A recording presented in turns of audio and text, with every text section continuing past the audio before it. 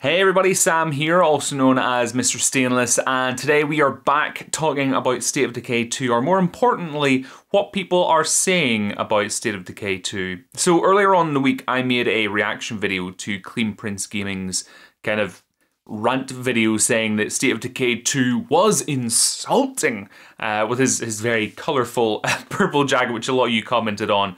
And a lot of you seem to kind of enjoy what I had done with that video and kind of the points that I had said, mainly because I just felt that like a lot of the things that he was saying was kind of unfair or not very well informed. So in the comments of that video, a few of you had been mentioning that I should go and check out the review that WorthABuy did here on YouTube as well. Because you'd said that you thought that a lot of the stuff that he had said was kind of not true or just a little bit unfair towards the game. So I thought I would go and check it out and give it a watch. And I did, and I found it incredibly entertaining. So I'm going to give my two cents on it today. Now, one thing I want to preface this with is that, again, I'm not doing this to create any drama. In fact, I actually really enjoy WorthABuy's channel. I'm not subscribed to him just because sometimes whenever you have a channel that has that kind of persona that WorthABuy's channel has, after a while it can kind of get a little bit like, oh gosh, I need to just step back and watch something a little bit lighter. But I actually really enjoy his content, and I think that as opposed to a lot of other people, I think WorthABuy, whether he likes the game or not, actually gives them a good shot and will actually play through them to completion or play through them quite a good deal. So for me, in my personal opinion, whenever I watch a WorthABuy review, I actually do feel like he's made a decent effort to get as broad an opinion and as broad an experience of the game as possible before he voices his opinions. And I want to say that now before we get into the video, because I think a lot of you who may think that this is just about me bashing him may be a little bit disappointed. But let's get into it. Guys, where do I even start? I'll start with the bugs. There are so many bugs in this. There is a bug for everything. You name it, there's a bug for it in this game. Well, I mean, he's not wrong there, really. There are a lot of bugs in the game, which is something that I've stated before. If you've watched any of my playthroughs or my streams, again, we've witnessed bugs. It is frustrating, it is annoying, but last night the dev team actually did tweet about this and actually did kind of recognize that, you know, they are aware and they are working on it. They said this on Twitter. They said, "We hear you all and are zealously working on the first patch that we will release ASAP.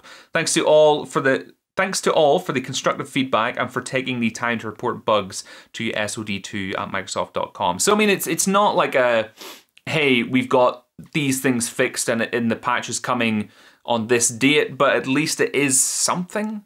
My oath. What you do, it's pretty much the same as the first game, with bugs and some bad decisions. That's pretty much the best way to sum this up, and I didn't like the first one either.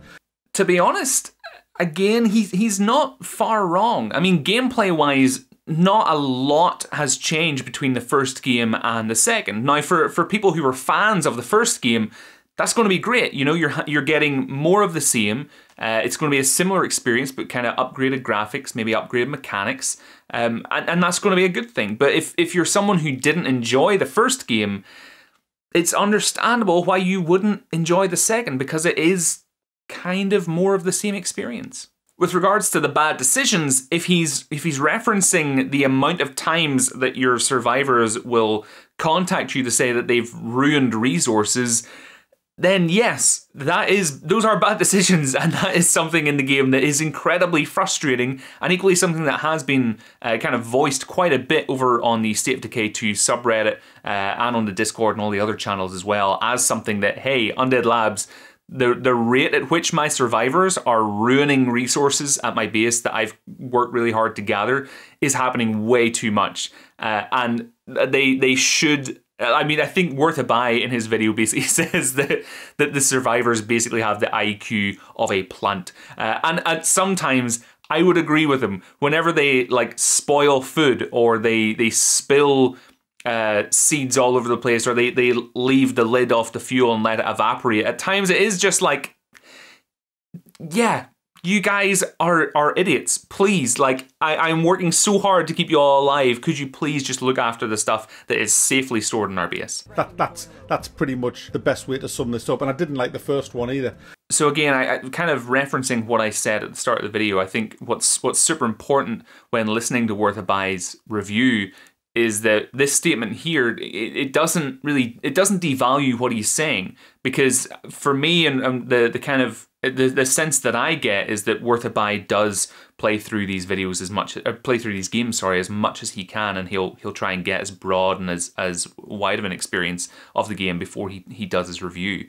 So if the game's god awful, he'll play it. If it's a brilliant AAA game, he'll still play it, and he'll try and give it the same amount of time, same amount of space to kind of make an impression on him. As opposed to others that will play for 15 minutes or play for one stream and then they'll just stop playing the game and then just bash it for the sake of bashing it.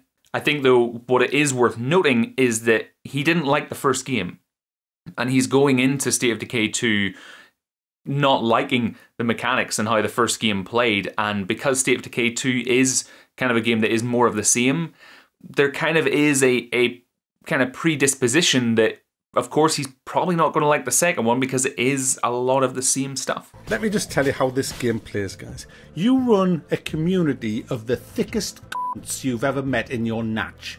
I mean, if these people had one more brain cell, they'd be classified as a fucking plant. If you don't believe him, just leave your base for a full in-game day and count how many resources of food that they let rats into, of fuel that they let evaporate. It's kind of true, and as I said, I think those little instances really need rework. Then you go out scavenging and you take somebody with you. Will they scavenge? No. Can you give them stuff? No. Will they pick up stuff? No. They'll just stand there shooting their fucking gun and giving your position away. I think they're just trolls. So I don't really mind that kind of aspect. One thing that would, I think, make sense and kind of help with the immersion and kind of lessen this complaint is whenever you do have a follower with you and you go into a certain location, whether it is a truck stop or a fuel stop or whatever, and you're searching, it would be cool if your follower started ambiently searching as well. Not necessarily really searching, but if they just went into an animation that made it look like they were, hooking through shelves and looking through boxes and stuff like that there, just to make it look like they are actually doing something. I think that would go a long way to kind of helping with the immersive experience and making it feel like they aren't just standing there watching you while you do all the work. Equally, with the idea of passing things between you and your follower, I think that's, whenever he mentioned that was a mechanic that I was like, oh man, yes, that would make so much sense, and it would be so useful, because at the moment what you have to do is switch out to your follower. If you're a backpack and your inventory is full, you've got to switch out to your follower, then you've got to get them to go over and pick up the thing, and while it works, it does interrupt the flow of the gameplay quite a bit, and it can be quite frustrating. What could be really useful is if it was possible to just have something in your inventory, chat to your follower in the same way that you trade with an enclave, just have the same little window come up and you just cross it over. I think that would go a long way to helping the flow of the gameplay, especially whenever you are out searching. Because the game's going to start stealing it off you. Oh, you've just slept the night. Okay, we'll steal the food.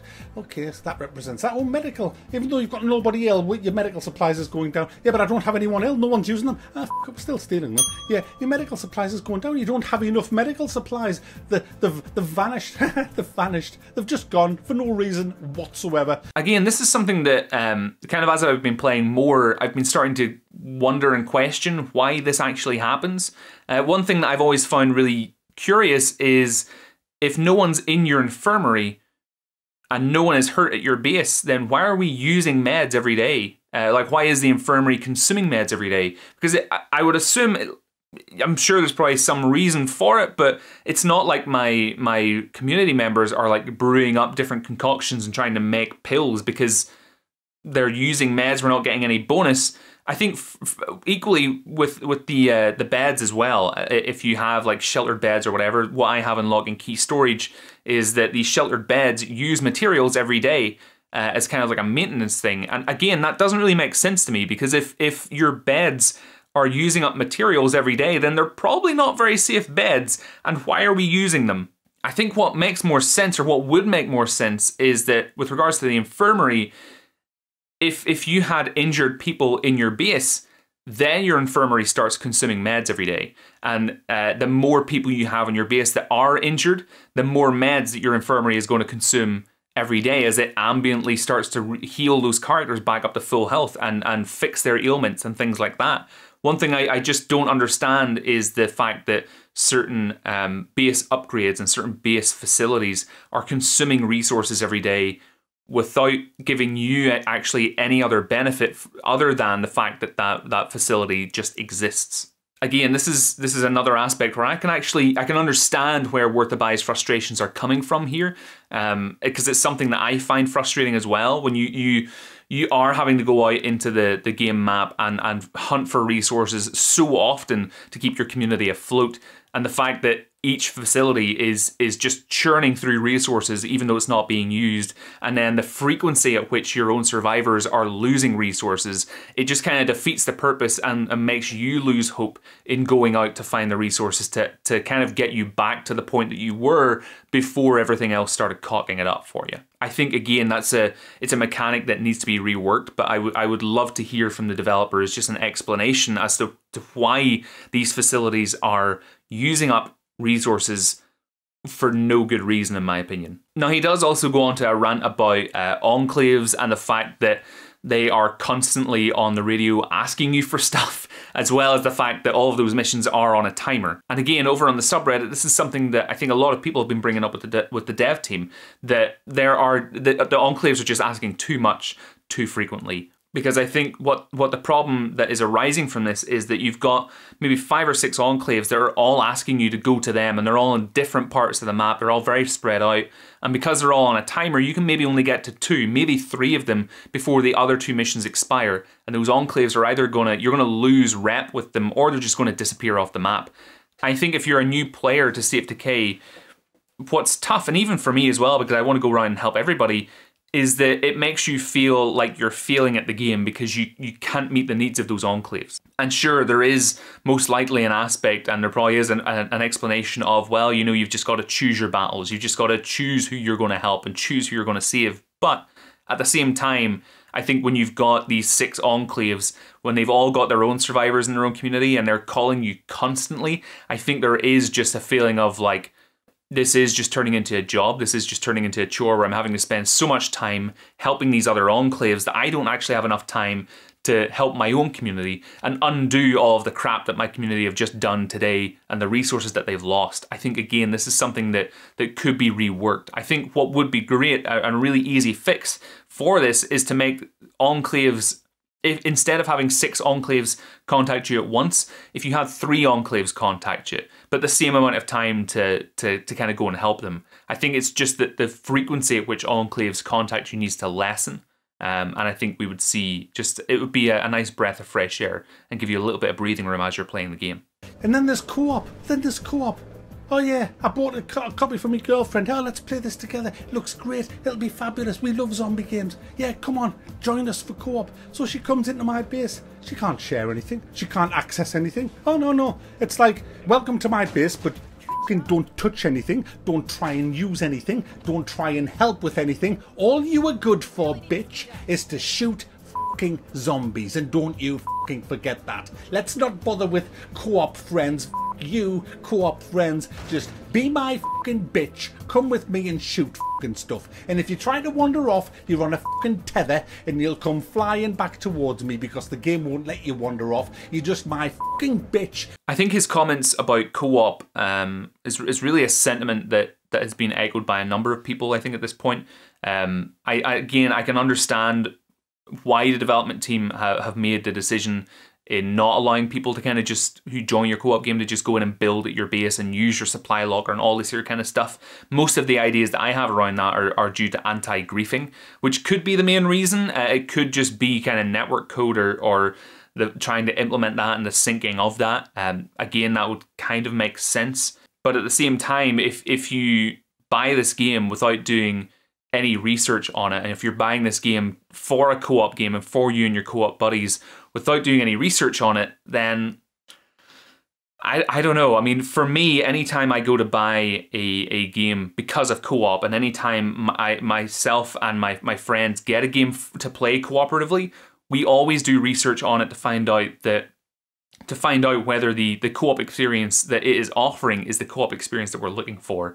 And I think if you buy State of Decay 2 thinking that it is a co-op build sim, I think you need to do your research a little bit more. I'm not saying you're wrong, but you know, all in all though, I think WorthABuy actually raised some valid points in his video, and I would recommend that you actually go and check it out. As someone who really enjoys the game, I actually found his video really funny. He has a really interesting persona, a really interesting character on video, and I found it as a really kind of entertaining, kind of tongue-in-cheek review. Sure, he may not like the game, but and I may really love the game, and sure, we may disagree on that, but I still find it easy to kind of enjoy his video because there were some points that he raised that were just really relatable. It was about the stupidity of your community members and the fact that enclaves are calling you like 24/7. I think that was just really relatable for me, and I found it quite funny. For me, I've just been watching WorthABuy's videos for a couple of years now, and I've kind of gotten used to his persona. So for me, when I watch his videos, it's the same as like watching Zero Punctuation back in the day. You're knowing that like he's not necessarily just completely bashing on the game. He may enjoy it to some degree, but it's just his persona, it's just his character. But like I say, I think the valid points that he raises that I would really love to see the devs address are the frequency at which your survivors in your base are destroying your resources through their own stupidity. I think that really needs to cut down, especially if you've got survivors in your community who have like high chemistry levels and all this stuff, and they're leaving fuel out and it evaporates. It just doesn't make sense. I would just love to see that frequency drop because it's really annoying. Equally, I'd love to see the frequency at which enclaves are calling you, requesting you for missions drop as well. Just a little bit, please. And thirdly, I would just love to see the devs give an explanation as to why base facilities are consuming resources like meds, like materials every day without any real explanation for it. I would really love to see that rework where the infirmary only starts consuming meds based on the amount of people you have in your base who are injured.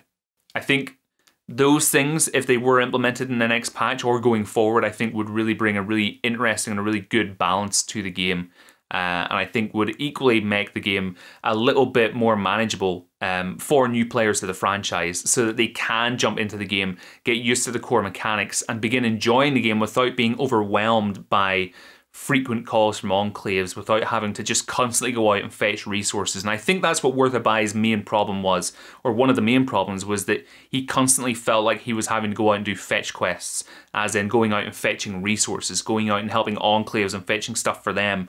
And he never really got time to just go and enjoy his own community and get to know his own community. And I think if you're a new player to the game, that's what we need to allow those players to do, is to chill out, get to know their community, get that emotional bond with them, and then go out and experience the rest of these mechanics. Because for all of us who played the first game, that was really the thing that sold it for us, was that it was getting to know the people who lived in your community. It was forming an emotional bond with your fellow survivors, which made it so much tougher whenever you lost them. And if we don't afford players the ability to bond with their community members because we're constantly sending them out to go and help other people, then it's understandable why they may be a little bit frustrated and not love the game in the same way that fans of the first one may love it.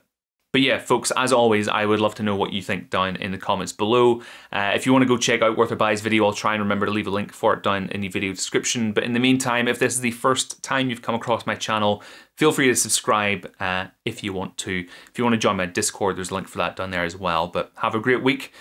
I'll speak to you all soon.